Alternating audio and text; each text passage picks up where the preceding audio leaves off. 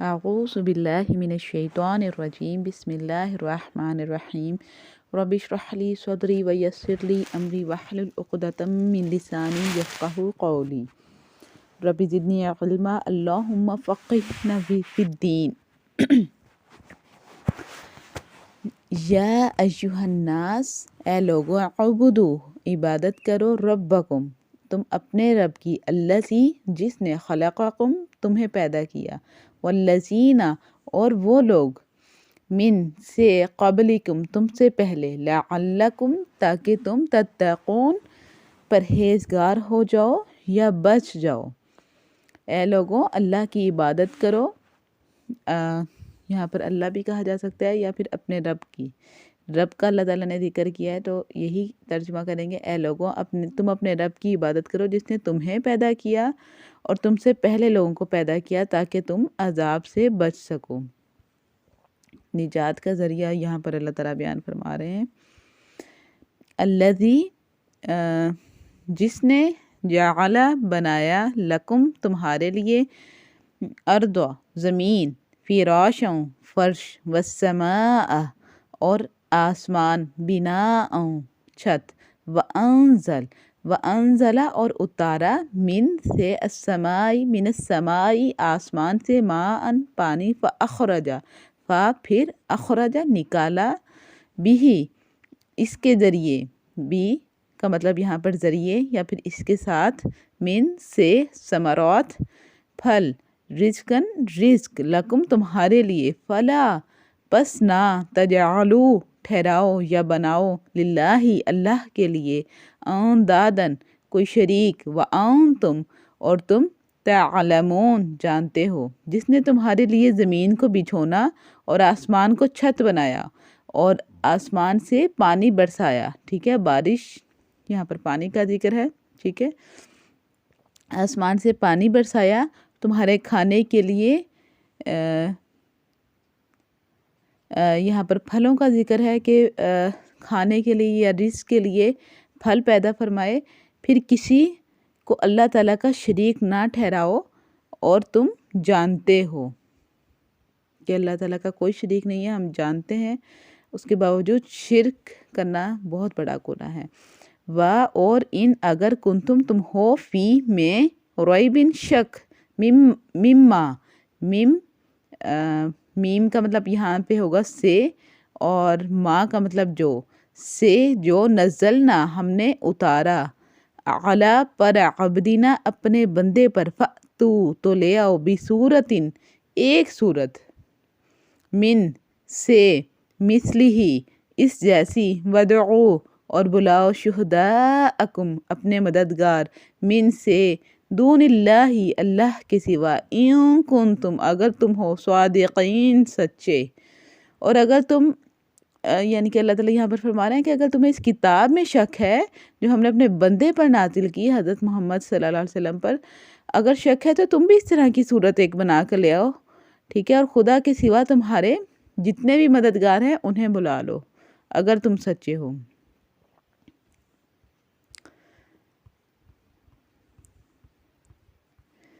فَإِن لَّمْ تَفْعَلُوا، یہاں پر اس کا مطلب ہوگا پھر، ان، اگر، لم، نہیں، تفعلوا، تم کر سکو، ولن، اور ہرگز نہیں، تفعلوا، تم کر سکو گے، فتقوا، فا کا مطلب پس، اتقوا مطلب متقی سے نکلا ہے نا، ڈرنے کا، پس ڈرو، النار، آگ سے، التی، جس کا، وقودھا، ایندھن ہے، الناس، آدمی، والحجارہ، اور پتھر، اعدت، تیار کی گئی ہے، للکافرین، کافروں کے لیے۔ پھر اگر تم نہ کر سکو، مطلب ایک صورت اگر تم نہ بنا سکو، ایک آیت نہیں بنا سکو گے، یہ اکثر جگہوں پر قرآن پاک میں اللہ تعالیٰ نے چیلنج کیا ہے کافروں کو، پھر اگر تم نہ کر سکو اور ہرگز نہ کر سکو گے، پھر یہ دوبارہ اللہ تعالیٰ نے کہا فَإِن لَّمْ تَفْعَلُوا، پھر اس کے بعد دوبارہ کہا وَلَن تَفْعَلُوا، پہلے کہا کہ تم نہ کر سکو اور پھر کہا ہرگز نہ کر سکو گے۔ تو جو الفاظ دو دفعہ بولے جائیں تو وہ تاکید کے لیے آ رہے ہوتے ہیں کہ اللہ تعالیٰ ان کی تاکید فرما رہے ہیں کہ تم تو کر ہی نہیں سکو گے یہ، پھر ڈرو اس آگ سے جس کا ایندھن آدمی اور پتھر ہے، جو کہ تیار کی گئی ہے کافروں کے لیے۔ اور بشیر کہتے ہیں خوشخبری سنانے والے کو، وبشر الذین اور خوشخبری دو لوگوں کو، آمنو جو ایمان لائے، وعملو اور عمل کیا، صالحات نیک، ان لہم ان کے لیے، جنات باغات ہیں، ٹھیک ہے، جنت باغ کو کہتے ہیں جنات، یہاں پر آ رہا ہے، ایک ہوتا ہے لفظ جنات، اب آپ نے اس میں فرق دیکھنا ہے، جیم کے نیچے زیر آ گئی تو جنات بن جائے گا، ٹھیک ہے، وہ مخلوق ہے اللہ تعالیٰ کی، یہ جنات اس کا مطلب باغ ہے، تجری بہتی ہے، من سے، تحتہا اس کے نیچے، الانہار، ٹھیک ہے، نہر کی جمع انہار مطلب نہریں، کلما جب بھی، رزقو دیا جائے گا ان کو رزق کھانے کے لیے، منہا اس سے، من سے، ثمراتن پھلوں میں سے، رزقن رزق، قالو تو وہ کہیں گے، ہاذ الذی یہ وہ ہے، رزقنا جو ہمیں کھانے کو دیا گیا، من سے، قبلو پہلے، وَأُتُوهُ حالانکہ انہیں دیا گیا، بھی اس سے، متشابہہ ملتا جلتا، وَلَهُمْ اور ان کے لیے، فیہا اس میں، ازواجن بیویاں ہیں، مطہراتن پاکیزہ، وَهُمْ اور وہ، فیہا اس میں، خالدون ہمیشہ رہیں گے۔ ان بے شک اللہ لا یستحیی نہیں شرماتا، ان یضربا کہ مثال بیان کرے، مثلاً کہ یضربا کہ بیان کرے، مثلاً مثال، ما بعوضۃً یہاں پر اس کا مطلب ہوگا، بعوضہ کہتے ہیں مچھر کو، جو مچھر، فما خوا جو، فوقہا اس سے اوپر، فَأَمَّا الَّذِينَ سو جو لوگ، آمنوا ایمان لائے، فَيَعْلَمُونَ وہ جانتے ہیں، أَنَّهُ کہ وہ، الحق حق پر ہے، من ربہم ان کے رب سے، وَأَمَّا الَّذِينَ اور جن لوگوں نے کفروا کفر کیا، فَيَقُولُونَ وہ کہتے ہیں، ماذا کیا ہے، اراد اللہ کا ارادہ، بہذا اس سے، مثلاً مثال، یضل وہ گمراہ کرتا ہے، بھی اس سے، کثیراً بہت لوگوں کو، ویہدی اور ہدایت دیتا ہے، بھی اس سے، کثیرا بہت لوگوں کو، وما اور نہیں، یضل بھی وہ گمراہ کرتا اس سے، الا مگر، الفاسقین نافرمان لوگوں کو۔ اچھا، جو پچھلی آئی تھی اس کا میں محاورہ ترجمہ کر دیتی ہوں، وَبَشِّرِ الَّذِينَ آمَنُوا اور یہاں پر اللہ تعالیٰ فرما رہے ہیں کہ ایمان والوں، نیک عمل کرنے والوں کو جنتوں کی خوشخبریاں دے دو، جن کے نیچے نہریں بہہ رہی ہیں، جب کبھی وہ پھلوں کا رزق دیے جائیں گے، اور تو وہ کہیں گے کہ یہ تو وہی ہے جو ہم نے پہلے کھائے ہیں، مطلب ہمیں پہلے عطا کیے گئے ہیں، جس میں کہ ان کو سے متشابہ دی جائیں گی، مطلب اس سے ملتے جلتے دیے جائیں گے، اور ان کے لیے وہاں پر پاکیزہ بیویاں ہیں، اور وہ ان جنتوں میں ہمیشہ رہنے والے ہیں۔ پھر اللہ تعالیٰ فرما رہے ہیں، اگلی آیت کا محاورہ ترجمہ دیکھ لیں، اللہ تعالیٰ نہیں شرماتا، ان اللہ لا یستحیی کہ اللہ تعالیٰ نہیں شرماتا کہ بیان کرے مچھر کی مثال یا اس سے اوپر، ٹھیک ہے، جو مومن ہے، ایمان والے ہیں، وہ یقین کرتے ہیں کہ یہ ان کے پروردگار کی طرف سے سچ ہے، اور جو کافر ہیں وہ کہتے ہیں کہ اس مثال سے اللہ کی مراد کیا ہے، کہ اللہ تعالیٰ اس سے اللہ تعالیٰ بہت لوگوں کو گمراہ کرتا ہے اور بہت لوگوں کو ہدایت بخشتا ہے۔ الذین وہ لوگ، ینقضون جو توڑتے ہیں، عہد اللہ کا عہد، سے بعد اس کے، من سے، بعد میثاقہ پختہ کرنے کے بعد، میثاق کہتے ہیں کسی چیز کو مضبوط کر لینا، ٹھیک ہے، اس پختہ اقرار کے بعد اس کو توڑنے کا یہاں پر ذکر ہے، وَيَقْطَعُونَ اور کاٹتے ہیں، ما جس، امرا حکم دیا، اللہ بھی اس سے، ان یوصل کہ وہ جوڑے رکھیں، وَيُفْسِدُونَ اور وہ فساد کرتے ہیں، فی میں، الارض زمین، اولئک وہی لوگ، ہم وہ، الخاسرون نقصان اٹھانے والے ہیں۔ کیفا کس طرح، تکفرون تم کفر کرتے ہو، باللہ اللہ کا، وکنتم اور کنتم تم تھے، امواتن بے جان، فاحیاکم پس احیاکم اس نے تمہیں زندگی دی، ثم پھر یمیتکم تمہیں مارے گا، ثم پھر یحییکم تمہیں زندہ کرے گا، ثم پھر الیہ اس کی طرف ترجعون لوٹ کر جاؤ گے۔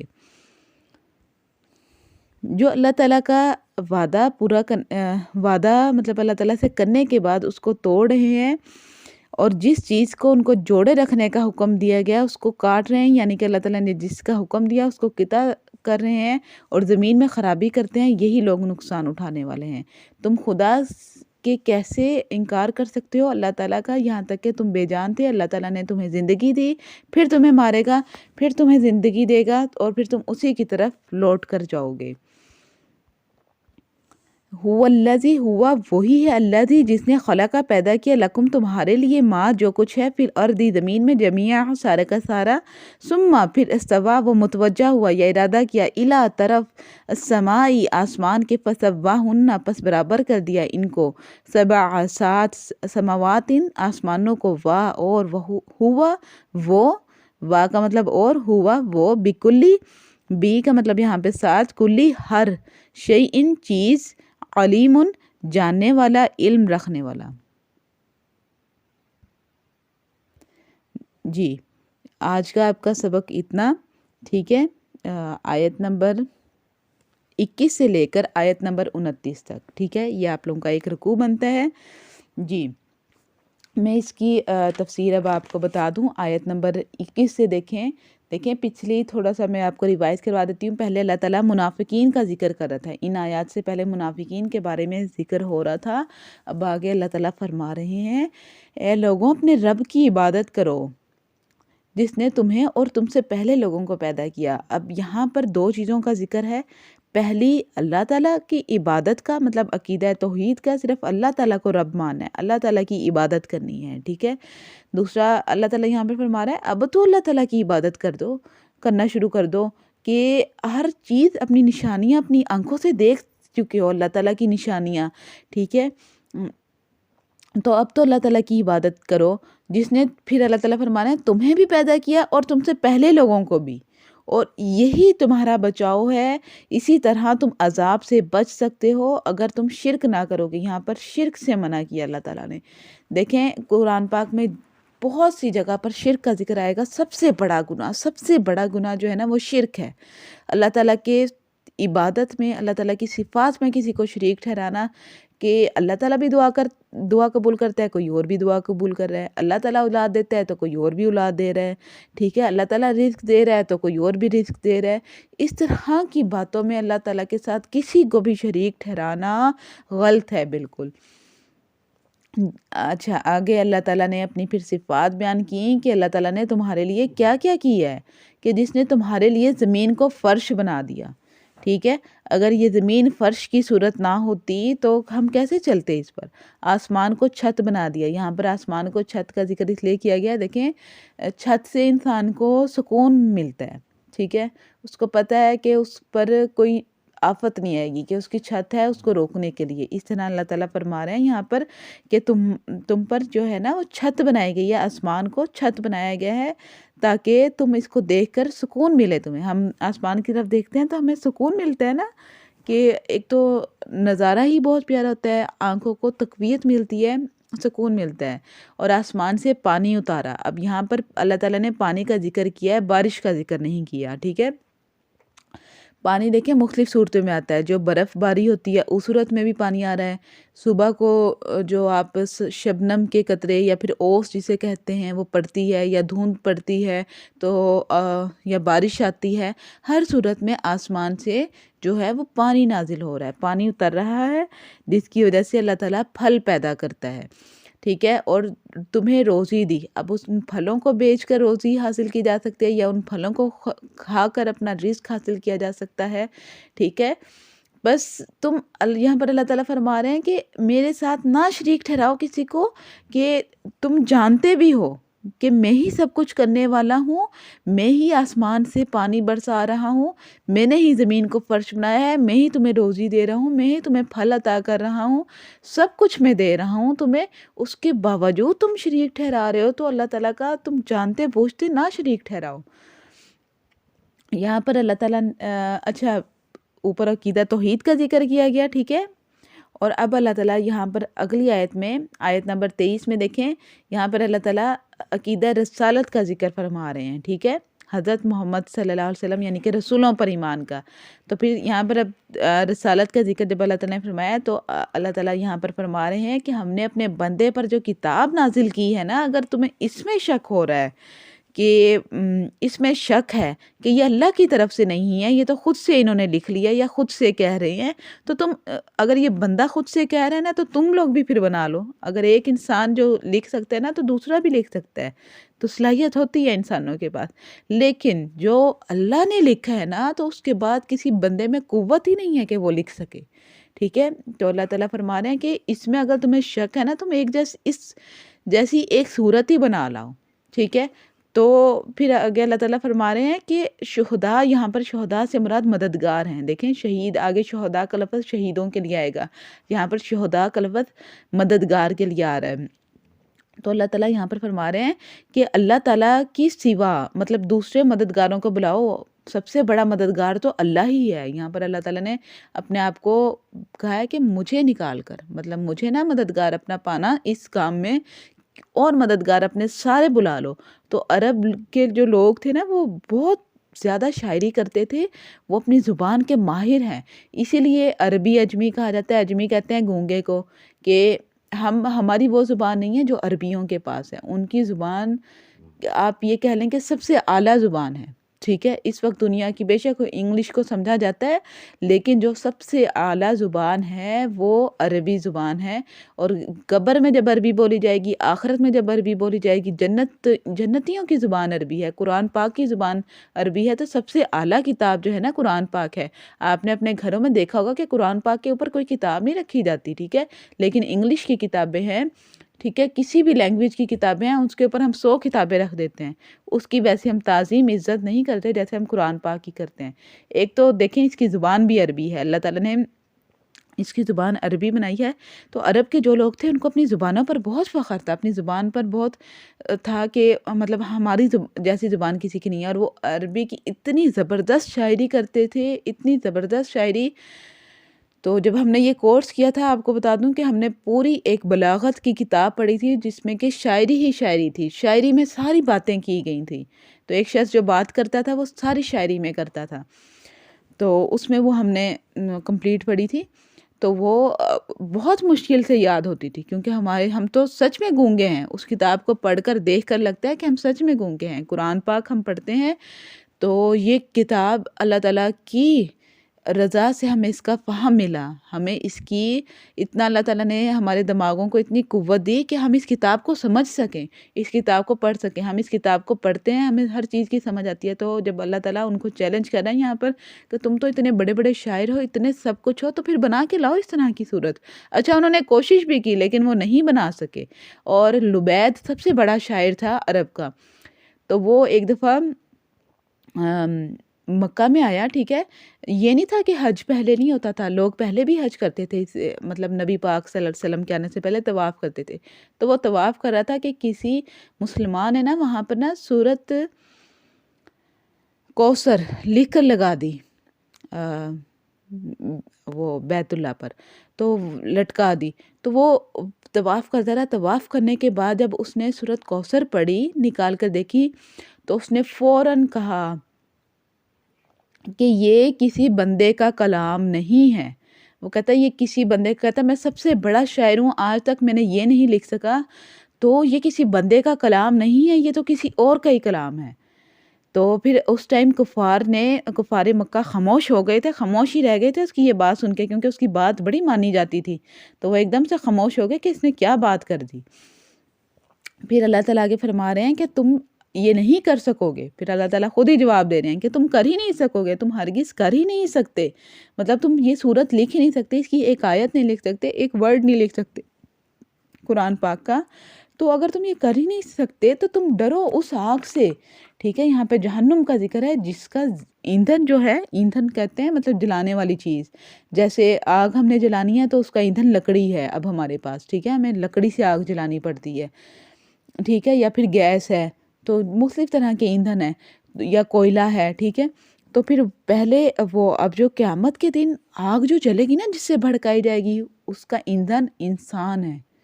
ٹھیک ہے، اور پتھر ہیں. اب یہاں پر پتھر سے مراد بعض ابن عباس فرماتے ہیں یہاں پر پتھر سے مراد گندھک کے پتھر ہیں. گاف نون دال ہے کاف گندھک. اور بعض حضرات کے نزدیک یہاں پر مراد اس سے بت ہیں. ٹھیک ہے، جیسے کہ قرآن پاک میں سورۃ انبیاء آپ کھولیں، آیت نمبر 98 نکالیں. انکم، اعوذ باللہ من الشیطان الرجیم، انکم وما تعبدون من دون اللہ حسب جہنم، یعنی کہ اور تم اور جن کی تم، اللہ تعالیٰ نے کہا کہ تم اور جن کی تم عبادت کرتے ہو، ایک تو تم لوگ ہو گئے اور ایک جن کی تم عبادت کرتے ہو، جہنم کا ایندھن ہوں گے. مطلب یہاں پہ اب بت ہی ہیں. ٹھیک ہے، تو اچھا، اب یہاں سے ایک دوسری بات واضح ہو گئی کہ وہ جو کافروں کے لیے تیار کی گئی ہے، اللہ تعالیٰ فرما رہے ہیں، اس سے واضح ہو گیا کہ جو جہنم ہے وہ کافروں کے لیے ہوگی اور مشرکین کے لیے ہوگی. ٹھیک ہے، مشرکین کے لیے، اور اس کے علاوہ منکرین احادیث، جو احادیث کا انکار کرتے ہیں، جو نبی پاک صلی اللہ علیہ وسلم کا انکار کرتے ہیں، وہ بھی اس میں شامل ہو گیا. ٹھیک ہے، وہ سب چیزیں اس میں شامل ہو گئیں، تو وہ سب اس میں آئیں گے. آگے دیکھا اللہ تعالیٰ کتنے رحم والے ہیں، اللہ تعالیٰ کتنا رحم فرماتا ہے اپنے بندوں پر. دیکھیں جیسے جہنم کا ان چیزوں کا ذکر آیا، پھر اللہ تعالیٰ نے فوراً کہا کہ میرا بندہ تو ڈر جائے گا مجھ سے. ٹھیک ہے، جب ان کافروں کا ذکر کیا، پھر ساتھ ہی ایمان والوں کا ذکر کیا کہ خوشخبری دے دو ان ایمان والوں کو. ٹھیک ہے، جنہوں نے نیک عمل کیے، ایمان لائے اور نیک عمل کیے. ٹھیک ہے، ہم کس طرح بچ سکتے ہیں جہنم سے؟ فوراً اللہ تعالیٰ نے آگے طریقہ بتایا کہ ایمان لے کر آنا اور نیک عمل کرنا. ٹھیک ہے، جو ان کو خوشخبری دو، پھر اللہ تعالیٰ نے فوراً خوشخبریاں سنائیں. پہلے ڈرایا، پھر اس کے بعد خوشخبریاں سنائیں کہ ان کے لیے جنتیں ہیں، باغ ہیں. ٹھیک ہے، اور جن کے نیچے سے نہریں بہہ رہی ہیں، اور اس میں انہیں رزق دیا جائے گا، پھلوں سے رزق دینا. ٹھیک ہے،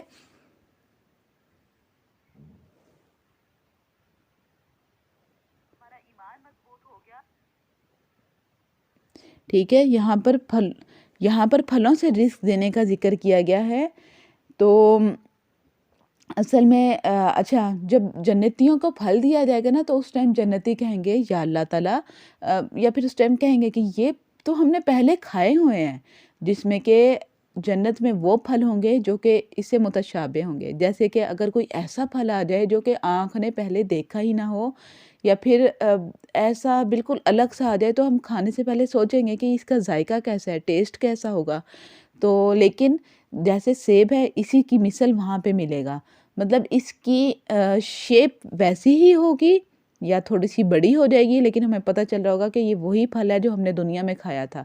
لیکن آگے اللہ تعالیٰ فرما رہے ہیں کہ اس سے متشابہ دیا جائے گا، مطلب اس سے ملتا جلتا، جو دنیا میں پھل دیے گئے اس سے ملتے جلتے وہاں پر دیے جائیں گے، لیکن اس کا ٹیسٹ، اس کا ذائقہ، وہ سب جدا ہی ہوگی. پھر جنت کے پھلوں کی تو کیا ہی بات ہے. ٹھیک ہے نا، وہ تو سب سے الگ ہی ہیں. لیکن ایک دوسری آیت میں ہے، سورۃ الف لام میم سجدہ جو سورت ہے، اس میں ہے کہ ایسے وہ پھل ہوں گے، مطلب جنت کے، جب اللہ تعالیٰ جنت کی نعمتوں کا ذکر فرما رہے ہیں نا، تو حدیث میں آتا ہے کہ ایسے پھل ہوں گے جو نہ تو کسی آنکھ نے دیکھے ہوں گے، نہ تو کسی کان نے سنے ہوں گے، نہ تو کسی انسان کے دل میں اس کا گمان گزرا ہوگا. تو میں کیسے اس پھل کی وضاحت کر سکتی ہوں، کیسے اس پھل کے بارے میں بتا سکتی ہوں آپ لوگوں کو، جب جس کو نہ کسی کان نے سنا ہے، نہ کسی آنکھ نے دیکھا ہے. میں تو آپ کو وہی بتا سکتی ہوں نا جو میری آنکھ دیکھتی ہے، جو میرے کان سنتے ہیں، یا پھر جس کا فہم اللہ تعالیٰ دیتا ہے، اور جو دل میں جس کا گمان گزر جائے. جب یہ تینوں چیزیں ہوئی ہی نہیں، اللہ تعالیٰ نے دنیا میں عطا ہی نہیں کی. جنت میں اگر دنیا میں ہمیں یہ سب چیزیں نظر آ جائیں یا سب کچھ کر جائیں، تو ہم لوگ جنت کی تمنا کیوں کریں گے. ٹھیک ہے، تو یہ چیزیں تو ہمیں جنت میں ملیں گی. تو انتظار کریں جنت تک کا کہ اللہ تعالیٰ کب ہمیں یہ سب کچھ عطا فرمائے. ٹھیک ہے، اور پھر اللہ تعالیٰ فرما رہے ہیں کہ جی اس میں بیویاں ہوں گی صاف ستھری. اب یہاں پہ مطہرہ کا ذکر آ رہا ہے، مطلب پاک صاف، مطلب ان میں کسی قسم کی کوئی بھی ناپاکی نہیں آئے گی. جیسے دنیا میں ہوتی ہے نا دیگر علائشیں، حیض و نفاس وغیرہ اس طرح کی، تو ان سب چیزوں سے وہ پاک ہوں گی، ایسی بیویاں ہوں گی. تو انشاءاللہ تعالیٰ حوروں کا ذکر آگے آئے گا. اللہ تعالیٰ نے پورا بیان کیا ہوا ہے کہ وہ کیسی ہوں گی. انشاءاللہ وہ آگے آیتوں میں ہم پڑھیں گے جب آئے گا. اچھا یہاں پہ خلود کا ذکر ہے، خالدون، اس کا مطلب ہوتا ہے ہمیشہ. کتنی دفعہ خالدین خالدون یہ لفظ آئے گا قرآن پاک میں، اس کا مطلب ہوگا ہمیشہ، ہمیشہ رہنے والے ہیں اس میں. اب اللہ تعالیٰ کے فرمانے اب یہ نہیں ہوگا. انسان کو ہوتا ہے کہ یہ نعمت ملی ہے، دنیا میں تو ہوتا ہے نا کہ یہ شاید میرے سے کبھی بھی چھن جائے، شاید آج ہے میرے پاس کل کو نہ ہو، لیکن جنت میں وہ نعمتیں ہوں گی جو انسان کے پاس ہمیشہ رہنے والی ہوں گی، کیونکہ اس نے رہنا ہی جنت میں ہمیشہ ہوگا. تو حدیث میں ہے نبی پاک صلی اللہ علیہ وسلم نے فرمایا جنت اور جہنم میں جانے کے بعد ایک فرشتہ اعلان کرے گا، اے جہنمیوں اب موت نہیں ہے، اور اے جنتیوں اب موت نہیں ہے. جنت والوں کو بھی پکارا، جہنم والوں کو بھی پکارا. جو فریق جس حالت میں ہے اسی حالت میں ہمیشہ رہے گا. صحیح بخاری کی یہ حدیث ہے، کتاب الرقاق، باب یدخل الجنت 70,000. ٹھیک ہے. صحیح مسلم میں کتاب الجنہ میں اس کا ذکر ہے. ٹھیک ہے. تو ٹھیک ہے، آپ لوگوں نے یہ حدیث اگر آپ دیکھنا چاہیں تو وہاں سے دیکھ سکتے ہیں.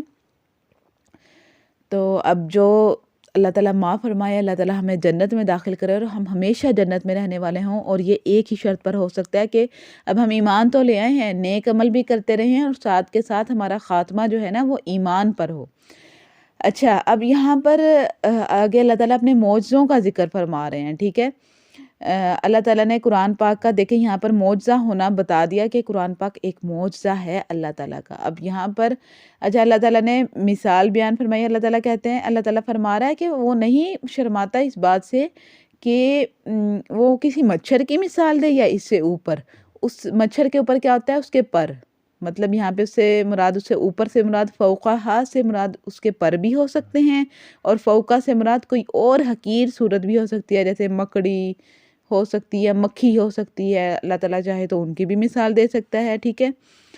تو اچھا ایمان والے جو ہے نا، جب بھی ان کو اللہ تعالیٰ کی آیتیں سنائی جائیں گی ان کے ایمان میں اضافہ ہوتا چلا جائے گا، اور جو کافر ہیں ان کو اللہ تعالیٰ کی آیتیں سنائی جائیں گی ان کے کفر میں اضافہ ہوتا چلا جائے گا. یہاں پر اللہ تعالیٰ دیکھیں آگے فرما رہے ہیں، ایمان والے تو اس سے اپنے رب کی جانب سے صحیح سمجھتے ہیں. ٹھیک ہے. اور حق سمجھتے ہیں اس کو. اور کافر کیا کہتے ہیں کہ کیا مراد ہے اللہ تعالیٰ کی اس سے، کہ اللہ تعالیٰ کیوں بیان فرما رہا ہے مچھر کی مثال. ٹھیک ہے. تو پھر ان کے کفر میں اضافہ ہونا ہے اس وجہ سے. اور یہاں پر اللہ تعالیٰ سورۃ نساء میں فرماتے ہیں آیت نمبر 115 میں، جس طرف کوئی پھرتا ہے ہم اس کو اسی طرف پھیر دیتے ہیں. کفر کی طرف پھرے گا اس کو کفر ہی کرتا چلا جائے گا، جو ایمان کی طرف پھرے گا پھر وہ ایمان کی طرف ہی ہو جائے گا. جی. اچھا آگے جو اچھا فاسقین کی میں یہاں پر کر دوں. اور گمراہ تو اللہ تعالیٰ فاسقین کو کرتا ہے. فاسق کہتے ہیں جو اللہ تعالیٰ کی اطاعت نہ کریں. ٹھیک ہے.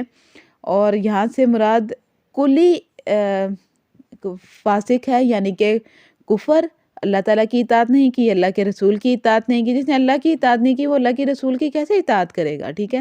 تو ظاہری سی بات ہے وہ مومنین کی صفات سے نکل کر کفر کی صفات کی طرف بھاگتا چلا جا رہا ہے. اللہ تعالیٰ معاف فرمائے سے. اچھا اگلی آیت میں دیکھیں، الذین ینقضون عہد اللہ، کہ وہ لوگ جو توڑ دیتے ہیں اللہ تعالیٰ کے عہد کو اس کو مضبوط کرنے کے بعد. اب یہاں پر عہد سے مراد وہ عہد ہے کہ جو اللہ تعالیٰ نے کہا ہے کہ میرا حکم ماننا ہے، اور انبیاء کے ذریعے سے مطلب ہم تک جو تعلیمات بھیجی، ہمارے پاس تو قرآن پاک آیا ہے نا، تو ہمارے پاس یہ تعلیمات ہیں، مینس اس کو ماننا. ایک تو یہ ہو گیا. ٹھیک ہے عہد. اور دوسرا مطلب ہو گیا جو عہد اللہ تعالیٰ نے اہل کتاب سے، یعنی کہ اہل کتاب سے لیا گیا تھا کہ تمہارے بعد جو نبی آئیں گے تو آپ نے ان کی ضرور تصدیق کرنی ہے. تورات میں لکھا ہوا تھا کہ نبی آخری الزمان حضرت محمد صلی اللہ علیہ وسلم کے آ جانے کے بعد تمہارے لیے ان کی تصدیق کرنا اور ان کی نبوت پر ایمان لانا ضروری ہے. ٹھیک ہے.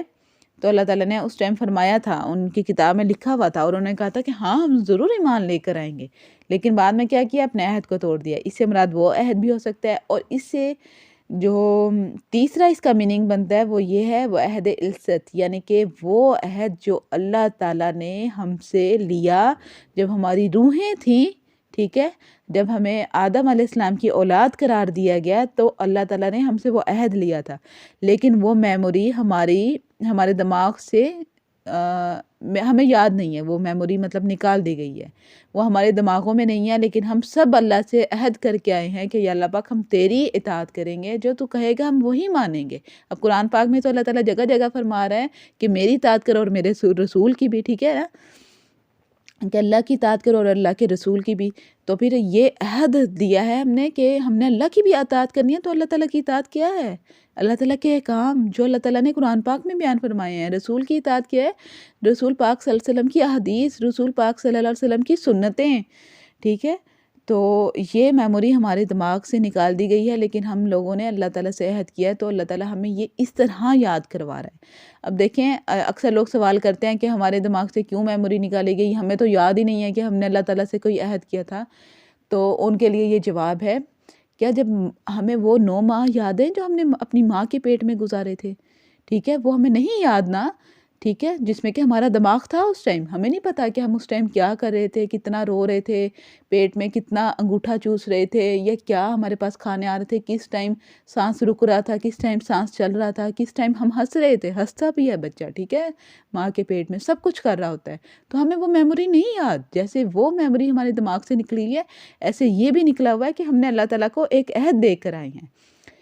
تو ابن کثیر تفسیر کی کتاب ہے، اس میں لکھا ہوا ہے نقض عہد سے مراد عہد کی پرواہ نہ کرنا ہے۔ یہاں پر اگر ہم اللہ تعالیٰ کے عہد کی پرواہ بھی نہ کریں، ٹھیک ہے، پھر اللہ تعالیٰ فرما رہا ہے کہ اللہ تعالیٰ نے جن چیزوں کو جوڑنے کا حکم دیا ان کو کاٹتے ہیں، زمین میں فساد پھیلاتے ہیں، یہی لوگ نقصان اٹھانے والے ہیں۔ اب یہاں پر سمجھنے والی بات ہے، جن چیزوں کو اللہ نے جوڑنے کا حکم دیا ہے ان کو کاٹتے ہیں۔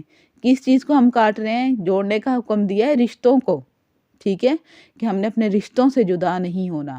اب یہاں پر مراد ہر طرح کے رشتے ہیں، پھپھو، خالہ، ماموں، والدین، ٹھیک ہے، ہر طرح کے تمام عزیز و اقارب، تمام رشتہ دار آ گئے، جتنے بھی ذہن میں آتے ہیں نا کہ ہاں وہ بھی ہمارا رشتہ دار ہے، وہ بھی ہمارا رشتہ دار ہے، ہم نے کیا کیا ہوا؟ آج سے قطع تعلقی کی ہوئی ہے، ہم نہیں بولتے کہ ہاں جی فلاں نے یہ کیا تھا، اب نہیں میں بولوں گی اس سے۔ تو اللہ تعالیٰ فرما رہے ہیں کہ یہ تو زمین میں فساد پھیلانا ہے، تو یہی لوگ نقصان اٹھانے والے ہیں۔ اگر کسی رشتہ دار سے قطع تعلقی کی ہوئی ہے، کسی رشتہ دار سے آپ لوگ بات نہیں کر رہے، جی، اگر کسی رشتہ دار سے قطع تعلقی کی ہے، کسی رشتہ دار سے بات نہیں کر رہے، تو آج توبہ کریں اللہ تعالیٰ سے، اور اللہ کی رضا کی خاطر اگر انہوں نے زیادتی بھی کی ہے نا، ان کو معاف کر دیں۔ ہم نے کتنے گناہ کیے ہیں، اللہ تعالیٰ نے ہمیں معاف کرنا ہے نا۔ قیامت کے دن اگر اللہ تعالیٰ نے ہمیں معاف نہیں کیا تو ہم کیا کریں گے اس ٹائم؟ تو اللہ تعالیٰ نے کہا کہ یہ نقصان اٹھانے والے ہیں، جس چیز کو اللہ تعالیٰ نے جوڑنے کا حکم دیا اس کو توڑ رہے ہیں، مطلب رشتوں کو ہم توڑ رہے ہیں، ٹھیک ہے، اس کا ذکر ہے یہاں پر۔ اچھا، اس کے بعد اللہ تعالیٰ فرما رہے ہیں آیت نمبر 28 میں، دیکھیں، تم اللہ کے ساتھ کیسے کفر کرتے ہو حالانکہ تم مردہ تھے، ٹھیک ہے، جب بچہ ماں کے پیٹ میں آتا ہے تو اللہ کی مرضی ہے کہ اس کو دھڑکن دے، اللہ کی مرضی ہے اس کو روح عطا فرمائے یا نہ کروائے۔ کتنے بچے ہوتے ہیں جو مردہ پیدا ہوتے ہیں، کتنے بچے ہوتے ہیں ان کی گروتھ ہی نہیں ہوتی ماں کے پیٹ میں، ٹھیک ہے، تو کتنوں کو اللہ تعالیٰ زندہ کرتا ہے، مطلب پہلے کچھ نہیں تھا، وہ مطلب مرا ہوا تھا، اللہ تعالیٰ نے اس کو زندگی بخشی، ٹھیک ہے، پھر مارے گا، مطلب جب ہماری طبعی موت آئے گی، کتنی سال کی عمر میں نہیں معلوم، 30 میں، 25 میں، 60 میں، 50 میں، جب ہماری موت آئے گی ہم مر جائیں گے، اور اس کے بعد دوبارہ اللہ تعالیٰ ہمیں زندہ کرے گا، مطلب قیامت کا دن ہوگا، ٹھیک ہے۔ اچھا، قیامت سے پہلے کیا ہوگا؟ تھوڑا سا منظر آپ کو بتا دوں، ایک چیخ ہوگی، ٹھیک ہے، سور پھونکا جائے گا، ٹھیک ہے، تو تمام انسان جتنے زندہ بھی ہوں گے نا وہ مر جائیں گے، پھر پتہ نہیں کتنا عرصہ گزرے گا، اس کے بعد دوبارہ سور پھونکا جائے گا، سب کے سب کھڑے ہو جائیں گے، آدم علیہ السلام سے لے کر آخری انسان تک۔ تو ایک دفعہ سچ پوچھیں تو یہ میرے ذہن میں آیا کہ وہ کیسا سور ہوگا جو اللہ تعالیٰ کرے گا، مطلب کیسا سور ہوگا جو اللہ تعالیٰ فرشتے کے ذریعے سے، مطلب وہ فرشتے پھونکیں گے اور ہم مر جائیں گے، کیا چیز ہوگی، کیسی چیخ ہوگی، انسان چیخ سے کیسے مر سکتا ہے؟ تو صرف ایک دفعہ ایسا یہ تجربہ میرے ساتھ خود ہوا کہ رمضان تھا، اپنے سنا ہوگا کہ بادل بہت زور سے گرجا، تو جس ایریا میں رہتی ہوں یہاں پر تو بہت زور سے گرجا، تو وہ اتنی زور سے گرجا کہ وہ دل ایک دم ڈر گیا اور سکڑنے لگ گیا اور درد شروع ہو گئی اس طرف، تو اس ٹائم پھر محسوس ہوا کہ وہ ایسی چیخ ہوگی، ایسی گرج ہوگی، سنتے ہمارے دل ہی بند ہو جائیں گے۔ جب دل بند ہو گئے تو انسان کیسے زندہ رہے گا؟ تو یہ تجربہ بھی اللہ تعالیٰ انسان کو دنیا میں بہت زیادہ تجربات کرواتا ہے کہ میں اس طرح کروں گا، اس طرح کروں گا۔ کتنی مصیبتیں ہم پر آتی ہیں، چھوٹی سی سوئی لگ جائے اس کی فوراً سی کی آواز نکلتی ہے، چھری لگ جائے ہمیں کچھ نہیں ہوا، ہم مر نہیں گئے، لیکن فوراً سی کی آواز نکلتی ہے، اللہ چھری لگی، ہاتھ جل گیا، فوراً ایسے مطلب تکلیف محسوس ہوتی ہے۔ دنیا کی آگ کا 100 گنا آپ کر لیں وہ جہنم کی آگ ہوگی، وہاں پہ ایسی تکلیفیں ہوں گی۔ اللہ تعالیٰ ہمیں ان تکلیفوں سے بچائے اور دنیا میں ہمیں نیک عمل کی توفیق فرمائے، اور جن جن چیزوں کا اللہ تعالیٰ نے حکم دیا ہے ہم اس پر عمل کرنے والے بن جائیں، اور آخرت میں اللہ تعالیٰ ہمیں جہنم کے عذاب سے بچائے۔ اللہ تعالیٰ ہمیں بغیر حساب کتاب کے جنت میں داخل کرے۔ اگر ہم حساب دینے کھڑے ہو گئے تو پھر ہم تو کھڑے ہی رہ جائیں گے۔ آگے ہے پھر تمہیں اسی کی طرف لوٹ کر جانا ہے۔ پھر اللہ تعالیٰ اسی کا ذکر کرے نا کہ کفر نہ کرو، لوٹ کر تو تم نے میری طرف ہی آنا ہے۔ اس کے بعد ہے جس نے تمہارے لیے تمام چیزوں کو پیدا کیا، مطلب اللہ تعالیٰ اب یہاں پر فرما رہے ہیں کہ زمین کو پیدا کیا، ٹھیک ہے، زمین کی تمام چیزوں کو، فی الارض جمیعا، زمین کو سارے کا سارا، اب زمین میں آنے والی تمام چیزیں، پہاڑ، دریا، سمندر، ہر چیز ہمارے